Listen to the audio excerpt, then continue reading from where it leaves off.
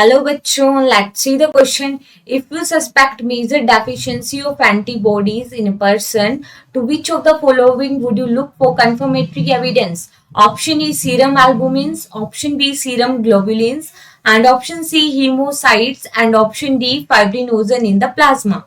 Let's see the question. देखो question में given है कि अगर एंटीबॉडीज की डेफिशिएंसी हो गई तो हम कौन सा कंफर्मेटरी एविडेंस लेंगे इसके लिए। तो देखो एंटीबॉडीज आर आल्सो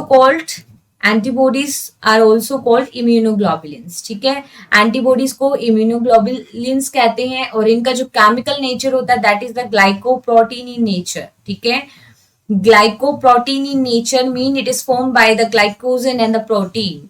ठीक है, और इसका जो मेजर कॉन्स्टिट्यूट होता है that is the gamma globulin. And what is gamma globulin? It is a part of globulin protein. ठीक है, which is present in the blood. Globulin protein का पार्ट होता है gamma globulin and ग्लाइकोप्रोटीनिशियस nature of antibodies consist gamma globulin. अब देखो हम क्या देखते हैं कि हमें अगर कंफर्मेटरी एविडेंस करना है तो हम ब्लड प्रोटीन से देख सकते हैं। ब्लड में बेसिकली 3 टाइप की प्रोटीन प्रेजेंट होती है, फाइब्रिनोजन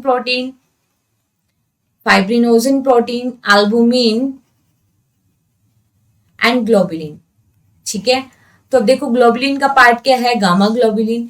तो fibrinogen protein is basically related to the blood clotting, albumin help to osmoregulation and globulin protein is related to the immunity. अब हमने कहा है कि जो एंटीबॉडी का केमिकल नेचर है वो ग्लाइकोप्रोटीनिशियस नेचर है और इट कंस्टिट्यूट गामा ग्लोबुलिन।